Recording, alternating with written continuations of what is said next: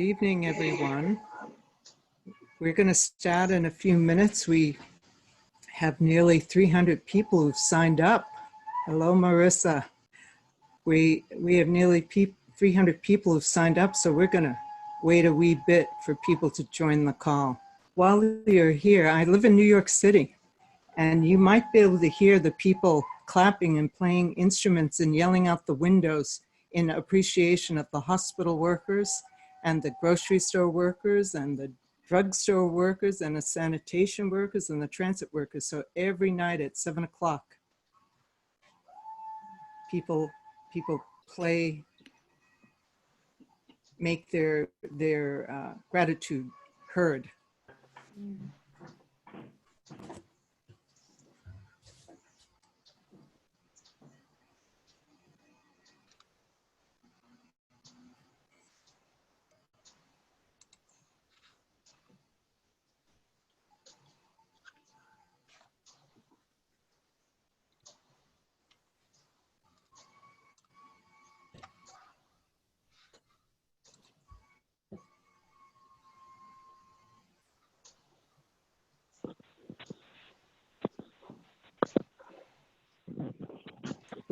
Tonight, we're going to be using the chat. So if people to share information to get your reactions. So if you all want to start putting in the chat where you're from, what territory you're on.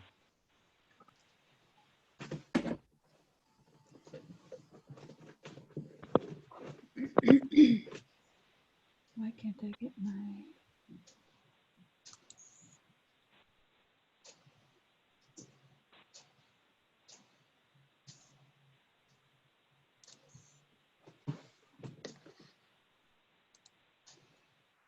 Sacramento, California is in the house.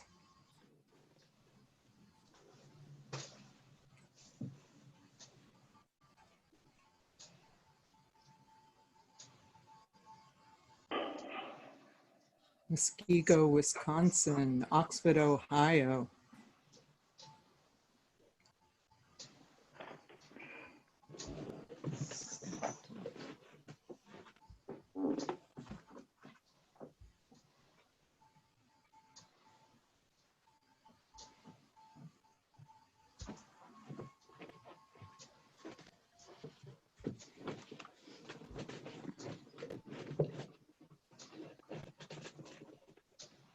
People are joining in a steady stream.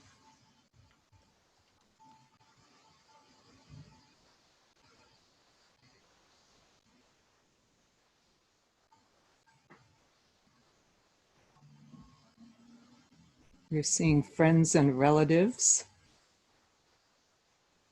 Jacqueline from Albuquerque, Libero from New York City, Jennifer from downtown LA, that would be Lake Andes, South Dakota.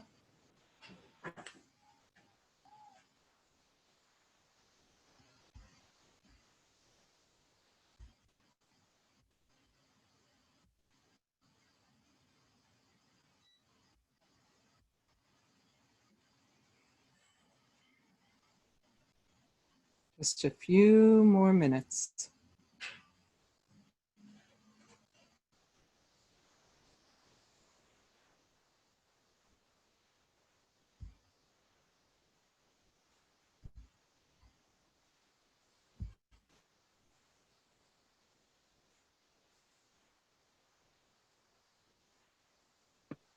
All right. I'm really glad to welcome you to our gathering, our talking circle tonight on We Are the Ceremony, Pathways to Healing, Food and Spiritual Sovereignty. And again, we are together, although we're apart, and we're building community to strengthen, we're building community online to strengthen our communities at home. So my name is Judith LeBlanc. I'm a member of the Caddo Tribe of Oklahoma and the director of the Native Organizers Alliance. And I walk with a high heel on one foot and a moccasin on the other. And I am very, very excited that you've decided to join us tonight. The Native Organizers Alliance is a national Native organizing and training network. I think that it would be good for us, as we traditionally do, to start with some words of encouragement, a prayer. And I would like to call on Faith Spotted Eagle.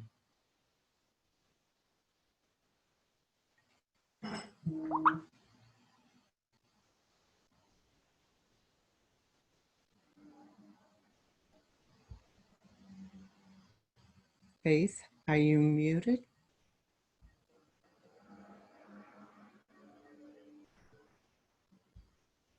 Faith, you're unmuted. I turn.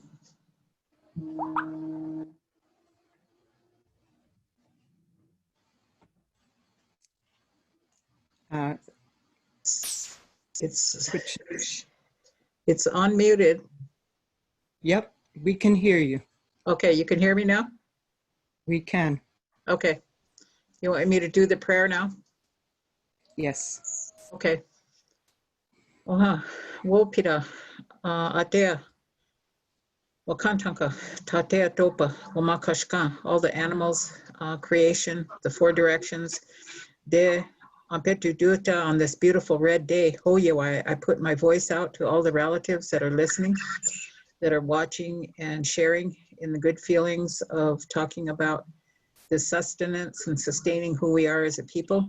And so on this beautiful day, as we enter the growing time, we ask you, Hoyawaya, we choi chagike, so the generations can the plants, animals, we ask that you accept our thanks on this beautiful day. Oha, mitakiase, o pita. Thank you. Thank you, Faith. So the goals of our call, how do we work together in this new circle called the Zoom community? Well, tonight we're going to share some experiences that represent the resiliency and the creativity in the response to the coronavirus pandemic, the resiliency and the creativity in tribal communities.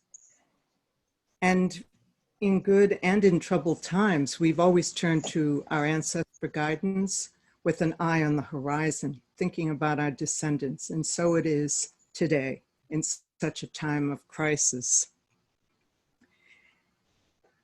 And so it is that we are doing what we need to do to take care of our families, to take care of our communities, and to continue to believe and think about what is the path towards tribal sovereignty and equity. But one thing you can be sure of, our descendants are going to say this.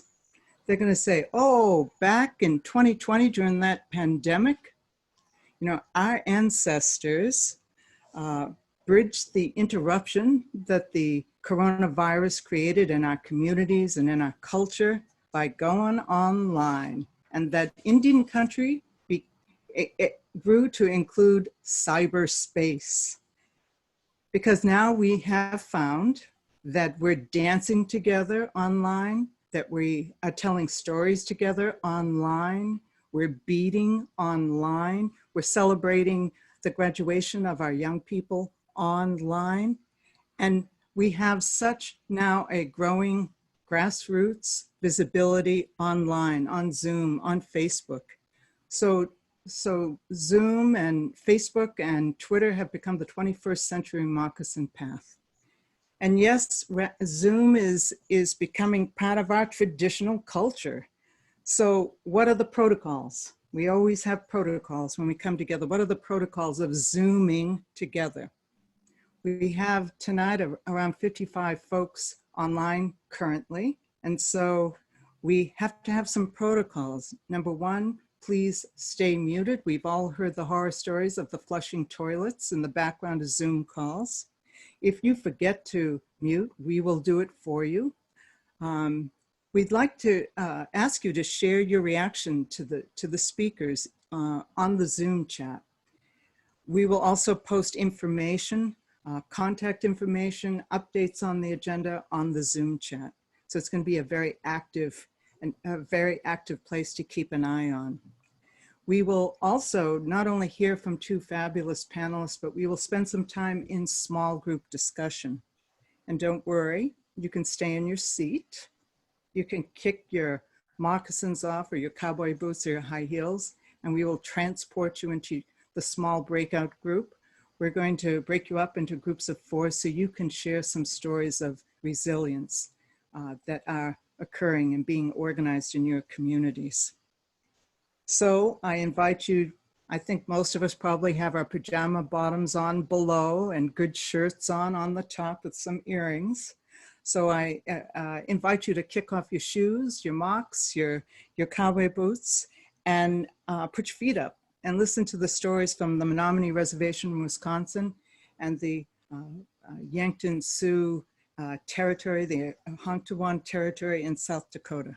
So our panelists are Kristen Welch, who's a community organizer with the Indigenous-led grassroots group Minneconnekim, which translated from Menominee means community builders. She's the lead organizer for the Women's Leadership Cohort on Murdered and Missing Indigenous Women. Her work involves systems change in order to lay the basis for policy changes to address murdered and missing Indigenous women issues in Wisconsin. And she is working with others on the Menominee Reservation, creating a healing-centered approach to care and using connection to land and language as tools of empowerment. Our second panelist is my sister, Faith Spotted Eagle, who is the director of the Brave Hat Society, the chair of the Honktuwan Treaty Committee, and one of the Oceti-Sakowin leaders who've been helping to lead the native and non-native struggle in South Dakota to stop the KXL pipeline, succeeding in stopping for over a decade the building of the KXL pipeline. We are currently in go time, and Faith is as is popular to say, is on the front lines of that struggle. The Brave Hat Society has for many, many decades and for time immemorial been a vehicle for women to come of age and to play their rightful roles in society. Faith was also the first Indian woman to be nominated for President of the United States as a write-in candidate in the Electoral College in the state of Washington. And so I'm going to be her campaign manager when she decides to run, to have her wins. So we're going to ask a couple of questions, squeeze their brains for some nuggets of what they're experiencing on their territories. So the first question goes to Kristen. You Are the Ceremony. That's the name of this forum, and it captures a sense of the power of our spirituality and our values. Tonight, we are exploring how we, our communities, can be together, although we are separated due to the pandemic. You've been working with a circle of women and families on the Menominee Reservation in Wisconsin, helping women to find the ways to protect themselves and their children from domestic violence, especially at a time of social distancing. Can you tell us some stories about the work that you're doing? Sure, I'll try and give you my best nuggets. So Poso Natanue Makanak Natam Matamo Natakam Wapashia Nintotem Kayas Mamachito Komatna Manewak and Ishnabi Koyandao Apading Madeo. So my name is Kristen Welch, the lead organizer for the Women's Leadership Cohort. And like Judith said, a lot of the work that we do there, well, some of it's policy-based. The core focus is healing and empowering of our Indigenous women and restoring those matriarchal roles. And that asked us to come together. So during this COVID time, we had to really readjust. How do we continue those healing circles? Normally we do our sweat lodges for our women and our survivors once a month. So that got put on hold and we kind of had to readjust everything. And then we looked at, how do we help our survivors heal? So one of the ceremonies that we had used for our survivors within our group was a cedar bath. And we were able to essentially let this young woman know that was looking for help. We weren't able to be there with her physically, but spiritually, she already knew what to do. She had been in one before, she had participated, and that she really didn't need anything more than herself to create that healing energy, that it was activated within herself. She herself was the healing in the ceremony. And that's kind of how we've had to readjust in looking at how can we reevaluate the way that we look at ceremony and define it as more than the gathering of people, but it's really about activating that energy. So you can do that first within yourself. And if you're able to look at fear and doubt and not let it interrupt your energy, you're easily accessing that center place of your being. So those are the conversations we're having in spaces like this now in our Zoom meetings once a month, is how do we continually activate that center place of our being, even though we can't physically be together. So it kind of asks us to really go inward, to go into that place of darkness, kind of like the seeds that we're physically planting right now. Like we're in that place of darkness, we're in that place of cocoon, and that's okay, that we don't have to be afraid of that space, to be alone, to be with ourselves in that dark space, because on the other side of that, when we poke through, there's this amazing new life waiting for us.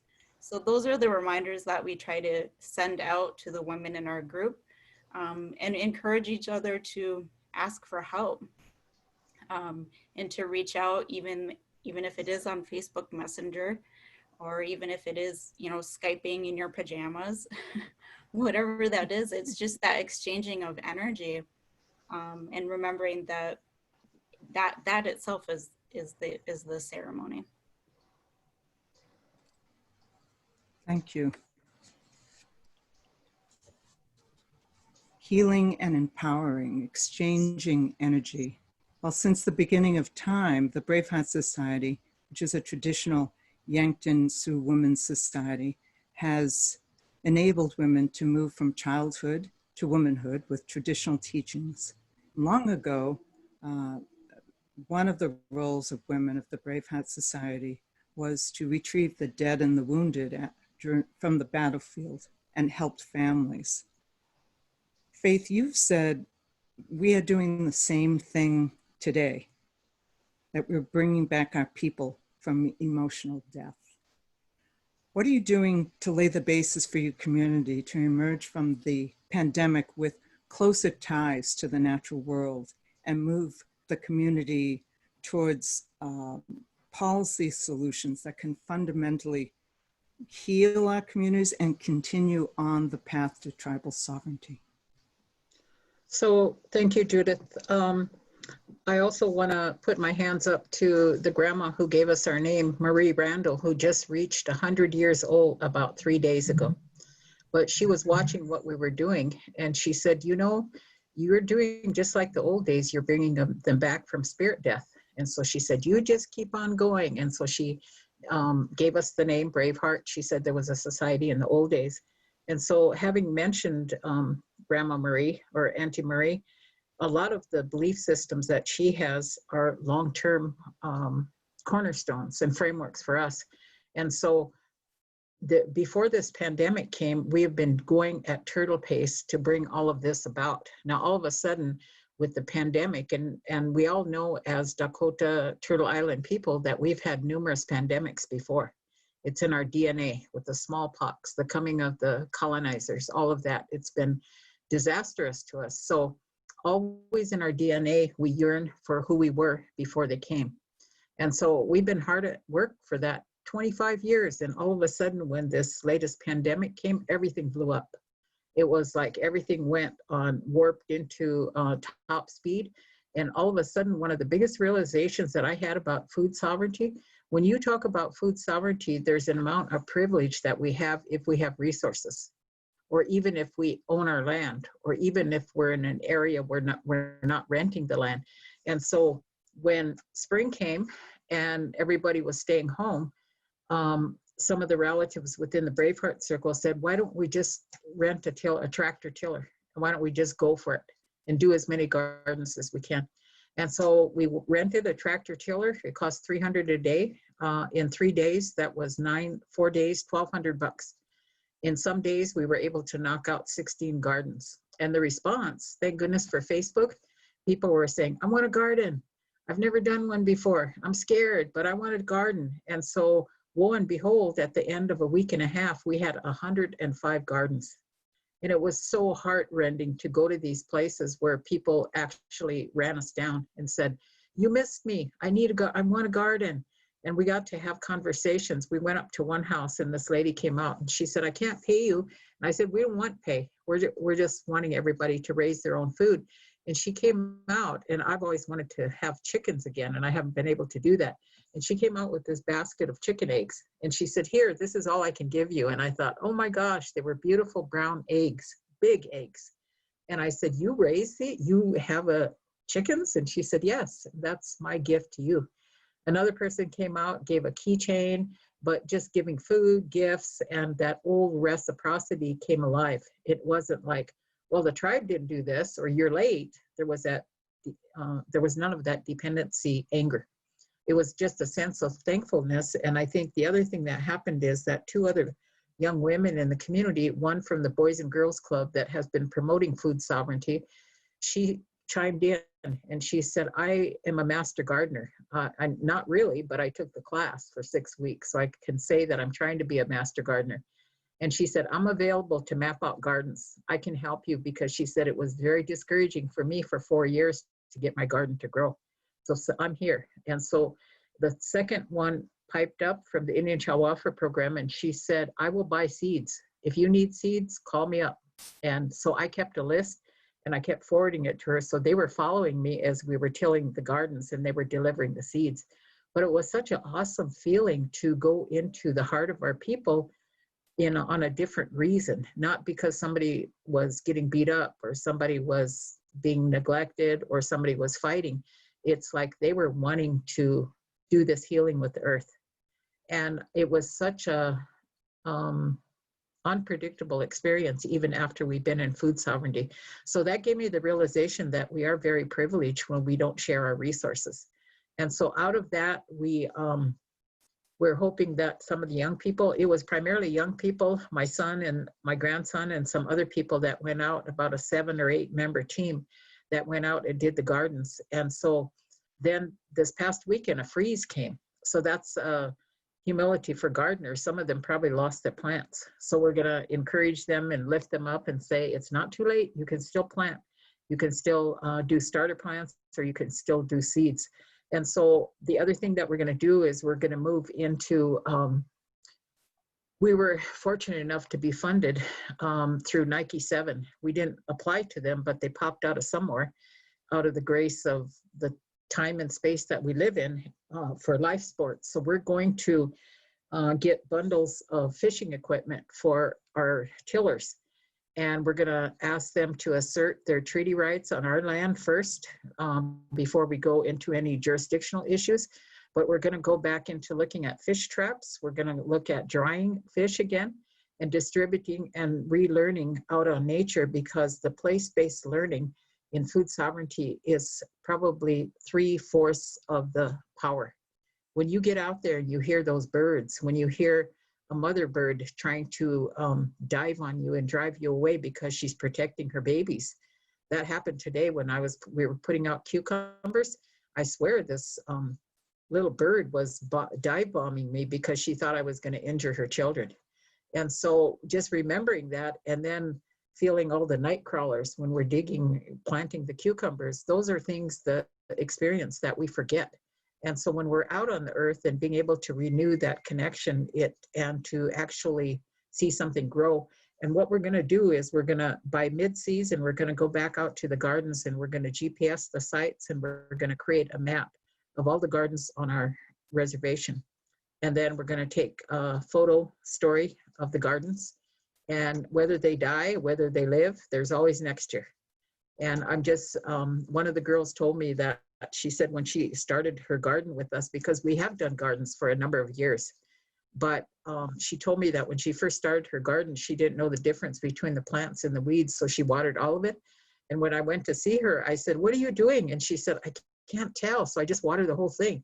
And so actually that it was a method that we did along the Missouri River because it hid the plants. And so she inadvertently was doing something. So that was primarily the thing that we just really blew up on our land, that we were able to see. And we live in an area where the earth is really rich. It's the Missouri River next to the river, and it is so black and rich. And that's why a lot of at the Dawes Act, we lost a lot of our land. But I think the other thing that we're doing is we're mentoring. We're looking at last night I was on a podcast and they interviewed me about what we were doing in regard to Ella Deloria and Water Lily and how we're incorporating that into Braveheart. And one of the things that in Water Lily, if you read, she talks about the food catches that we had along the Missouri River. And I ran across in one of our surveys, an archaeologist was telling me that he found a food catch along the Missouri River, and he studied it and he actually identified it as a Yankton's food catch. And in the book Water Lily, Auntie Ella actually describes how they created a food catch. That is like a major find. And so one of the goals that we'd like to have is that it's kind of like having a cellar, Indian style, native style. So we want to look at recreating some food catches along the Missouri River and asserting. So there's any number of things that we can do that are related to food sovereignty. But mainly it's asserting that we have this connection with Mother Earth. So I'm going to leave it there if you have other questions, because I know I can ramble on and I want to squeeze in as much as you want me to, focused in a certain direction. Mm-hmm. Thank you, Faith. You know, both you and Kristen spoke about how healing and empowering it is to become more in relationship with the natural world, and about the power of reciprocity and kinship to helping people feel whole again. How do you think, Kristen, how do you think your work and the work of Minneconnican, which works on food sovereignty and MMIW and housing and, you know, an array of issues, voter protection, how do you all see providing the basis in an ongoing way of maintaining that connection that's being developed through the way that you're working now? What are the ways, when we begin to emerge from the pandemic, that you see the work of Minneconnican being changed?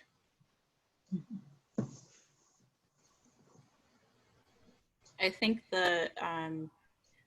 like Faith, our organization and our community has come together through connecting to our mother.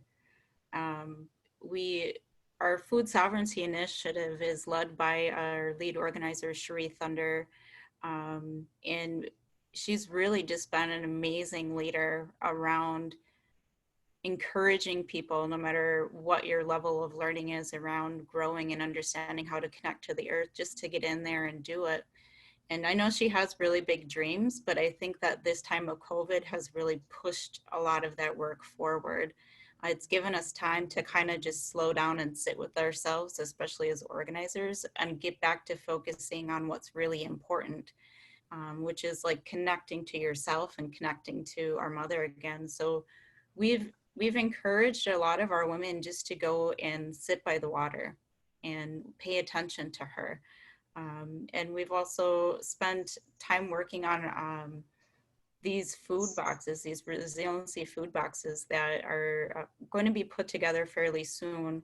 And we all are able to contribute to that in different ways. So some of us are gatherers and we like to be out in the woods digging around with our shovel, like me, like I have no problem making my daughter drive me around for 3 hours looking for wild onions and then coming back with the dirt fingernails. Like there's so much beauty in that time of first giving something and then knowing that you're going to give it away again. So it's like before you want something, you have to give it away. And that's for healing and understanding that there's so much work and learning just in the connecting to our original foods. And I think that's what she wanted to be able to help our community understand, is that our traditional food is this beautiful vehicle to spirit and connecting to spirit. And it's a really easy way to connect. It's not, maybe not as intimidating as some of our other ceremonies might be. Like we all love food, we all love to eat food, but the process of growing it from tiny babies and being a baby mom, like, you know, we were just talking about that, how exciting that is to see your little babies sprouting up. And they've been able to work with the community. The hoop house they have, where the seed babies are now relocated, we had to start them seeding in our homes first because of COVID. So once we got everything ready, we were able to move them to the hoop house and kind of had to stagger and make sure everybody's safe. But it's been this amazing journey of watching community members come in there and take care of the babies and sing to the babies. And Beth Waukeshan, she's also in Food Sav. Her young ones were watering the babies, and that just absolutely like touched my heart and my spirit to see babies nurturing babies again. And it fills you up. It fills you up to see this, that cycle of healing and growth happen right in front of your eyes, both physically and spiritually, right? You're actually watching the seed babies grow, but then there's something much bigger than that that's happening within the community, is that we're learning to heal, we're learning to take care of ourselves, we're learning to appreciate how to give something away first before you ask for it. And I think that's really beautiful. Those are some of the tools that we lost. Even the way that we plant, we would speak to the seeds, we would ask permission to disturb the earth, and really was a mindful, thoughtful process about planting. And it was our women's responsibility to take care of those seeds. So it's only natural that Cherie and Beth and all of our women are really leading that. And I don't know that was intentional, but I'm going to say it is. I don't believe in coincidence. So those resiliency food boxes will have our original sacred foods that we're growing. We're going to be doing a seed giveaway, I believe, tomorrow. And then when the plants are ready, we'll be able to give the plants to the community.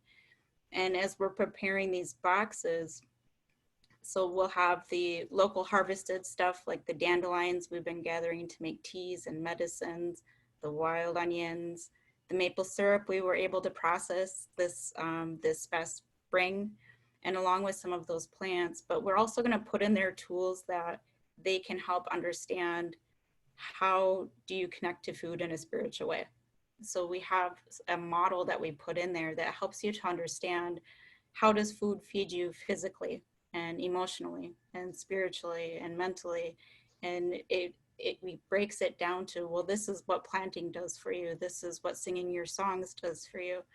So it's just a really easy way to connect. And I think that that's been the eye-opener for our organization, is really slowing down, getting back to the earth, and really getting back to the people. It's not that we weren't ever about organizing with our community, but it's been in a different way.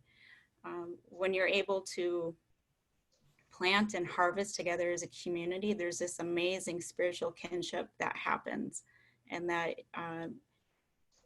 will make us come out of this stronger. I think I'm more prepared for the future, not just here, but I think about all of those babies that are watching this happen right now, that are getting to learn how to plant, how to sing, how to harvest, how to take care of the earth again, and to understand, like Faith was talking about, talking to the worms and the bugs that are in there. Like those are, you're kind of disturbing their home when you're in there, but hey, little buddy, thanks for letting me harvest what we need to harvest. But it's those little things that really touch you at the center place of your being. And that's where we find the strength in the movement, and the healing is in that work right there, that community work. We, we oftentimes are running from thing to thing, reacting to things that are happening to our communities. And we're finding that whether or not you're in an urban area or on your own territory, that people are slowing down, becoming more 360-degree aware of people and land and spirituality. It's happening in Minneapolis. On our last webinar, we heard the most beautiful story of how the famous Indian chefs of Minneapolis have gotten together and now every day prepare traditional meals for the elders, over 200. And these meals are distributed every day, and they're about to expand the program of these delivered traditional meals to the elders to include expectant mothers. And so that idea of reconnecting with food and how we kinship and reciprocity is growing. And that is what builds movements. When people have the empathy and the strength to understand that their fate is connected to the fate of their family and the community and the larger community. So Faith, you've been involved for over a decade working with Native and non-Native farmers, tribal leaders, grassroots activists on protecting the water, protecting the earth from the potential destruction of the KXL pipeline. And one of the things that you said recently in a conversation when we were preparing this is that treaty rights, lifting up treaty rights, is a response to a crisis, and especially this crisis. And I'd like to hear what you think the work that you're doing now and how it will translate into building a stronger movement that in fact will continue to win and prevent the building of the KXL pipeline and other struggles, for instance, and guaranteeing the right to be farmers of our own land, and how we organize to make that not just the exception, but more the rule, that people have that opportunity to till their land and grow traditionally. I think that when we say protect treaty rights, unfortunately, it came from a time period. It came from a space and time when another country and government came in and wanted us to sign these treaties. But really, the human being language between treaty rights is protecting a way of life. So when my grandfather signed a treaty and literally gave away 200 million acres, he was trying to protect a way of life. And so when we look at our way of life, it's based on geographics, it's based on historical and the biology of where we're at. So if you look at geographic, that's place-based knowledge. So we're river people, we're lakes people, we're blizzard people. And so we adjust our way of living according to that. And now, and somebody disrupted that when they put us in housing areas, when they isolated us from each other. So the end result of violence that came about is that there were only families that would talk to their family. And in this garden project, or I shouldn't call it project, I should call it a garden circle, I had the realization that we were going cross family. I mean, people who would never talk to each other because they were not part of that family system were saying, how do we get hold of them? Call them. They're in Greenwood, they're in Marty, they're in Lake Andes. And so they were Facebooking and texting each other. So they were coming out of their own geographics of family restriction, where I only talked to my family. I remember talking to a young person one time, and she said, you know what the good thing about me going to college was? I got to meet people other than my family. So in a dysfunctional way, we put too many restrictions on the rules of what a family does, and you can't move. So the plants are healing us by allowing us to talk about seeds. I see somebody at the market or at Baumgars, and they say, what are you planting? There's a freeze coming. So they happen to not be of the same family. So it brought us out of our comfort zone. The other thing about historical, during that period of time of the 1800s, during the darkness, is that we had boss farmers. The word boss doesn't even fit. The word farmer doesn't even fit.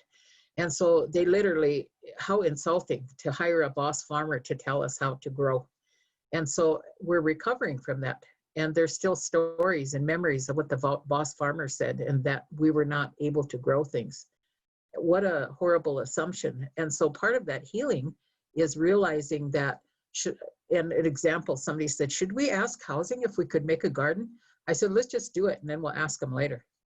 And so that might be a little bit daring, and I might be hearing from the housing authority here after the Zoom call, but I said, let's just do it and we'll find out. And so that's breaking out of those historical oppressive frameworks.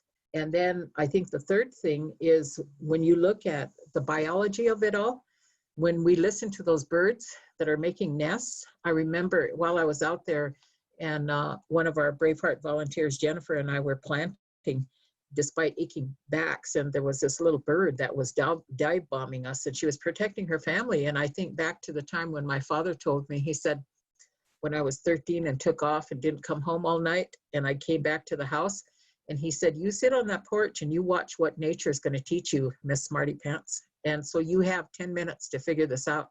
And I'm going to the post office and coming back.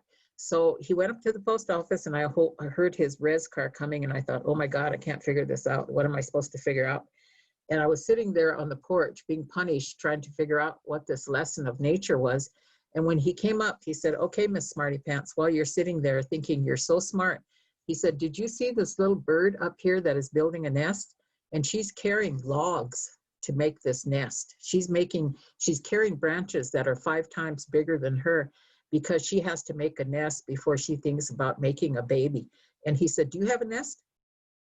And that always stuck with me. And I thought, that perfect. So that biological need to reproduce in a safe way, you learn those things from plants, you learn those from beavers. We're trying to save a beaver palm whose goal is to restore ecosystems in a magical way. They were the first engineers.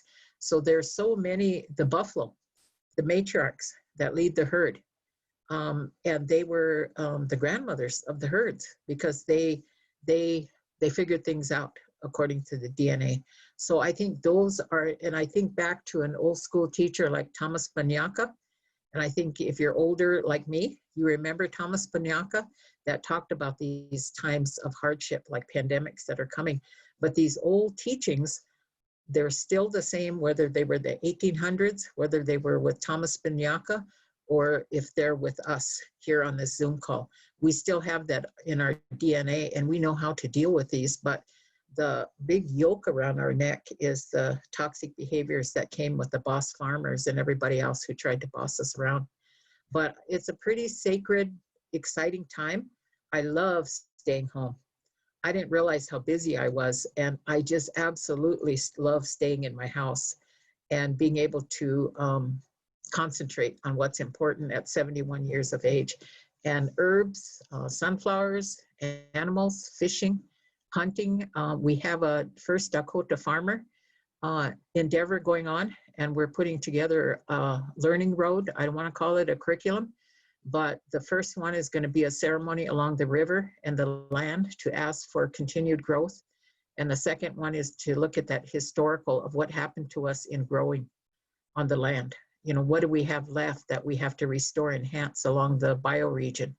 And then how do we look at the pesticides that are coming in? And if I'm going to learn to lease my own land, to hay my own land, to grow my own crops, what am I going to do? I have the sustainable personality to be able to do that, because I look at the white farmers that are surrounding us.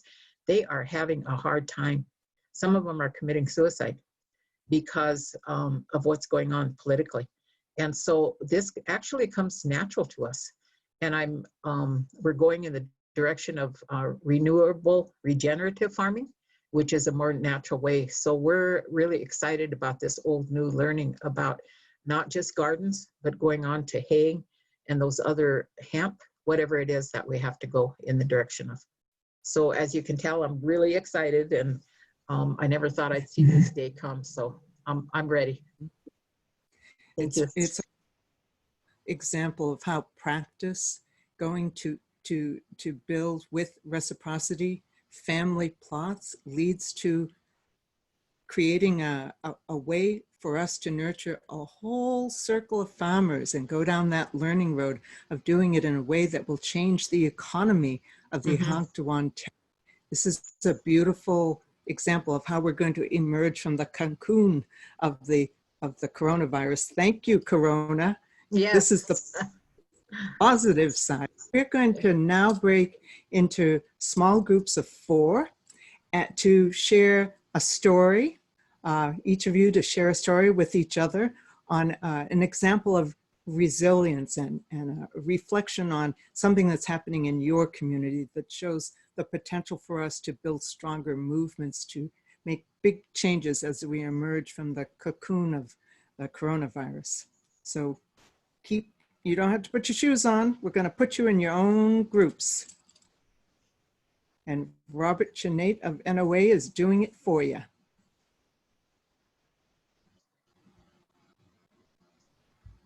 I hope.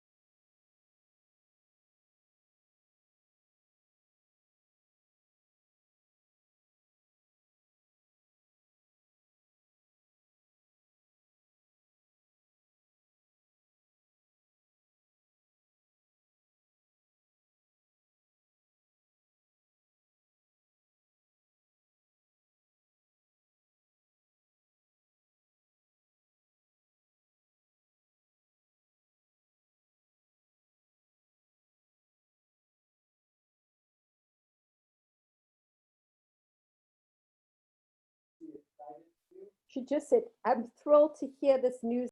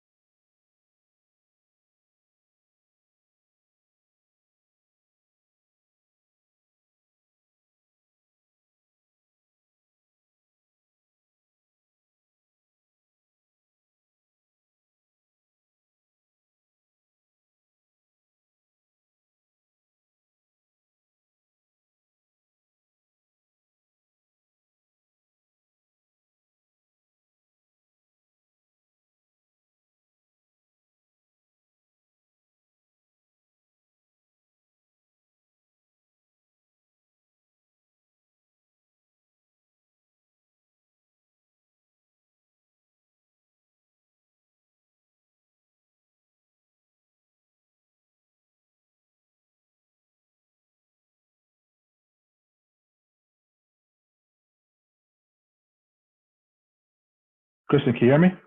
Yeah, I can hear you. Okay.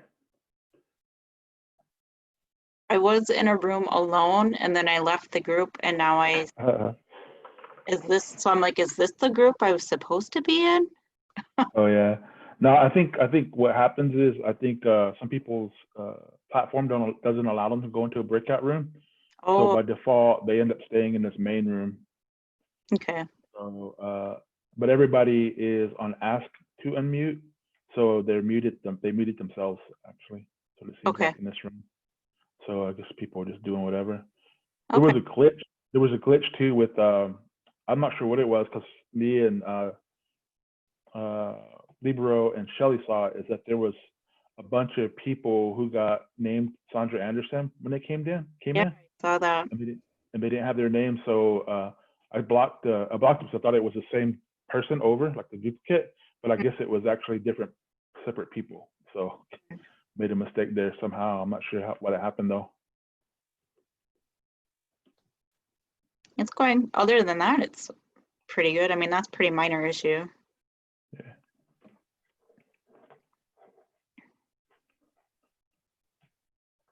We got about a minute left, and I'll tell them to come back in. Okay.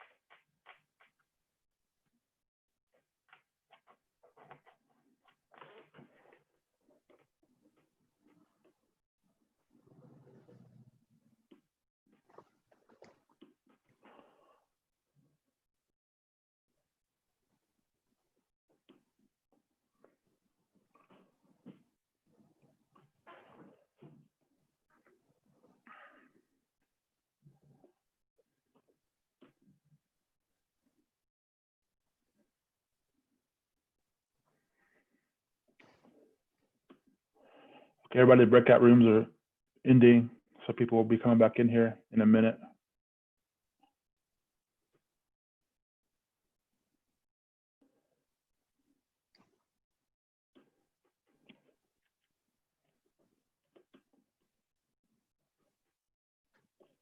Slowly but surely, people are coming back. They're coming back from their small group meetings, unless they scampered off because they want to hunker down with some of their favorite trashy TV, which is what I'm thinking about. Does anybody want to share something that hit them, or something they shared in the small group that would be a good way to close us out?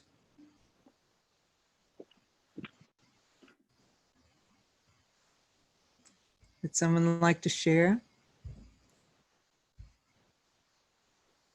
I know it's like being in a high school and the teacher throws that out there. Nobody wants to share. Well, then I'll ask Kristen and Faith to have the last word. Kristen, you're still muted, hon. You don't want to have a last word? Faith, would you like to have the last word? Someone has to unmute me. Yeah, There we you're go. muted. Okay. All right. I was muted by Robert.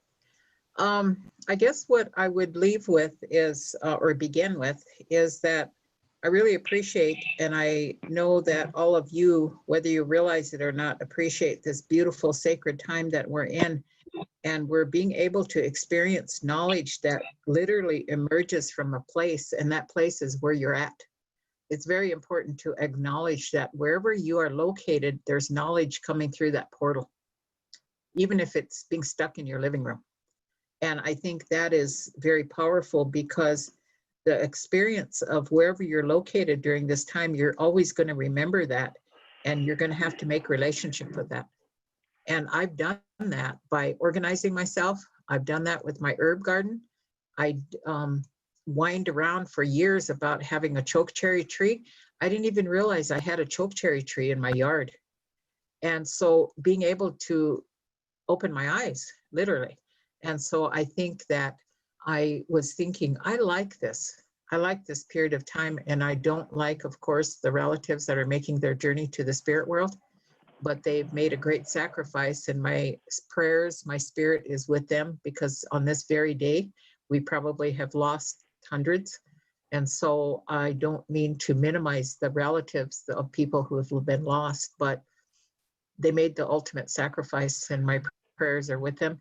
I will continue to learn. I will continue to honor what Mother Earth, and Mother Earth sometimes can be brutal, and that's what we're learning.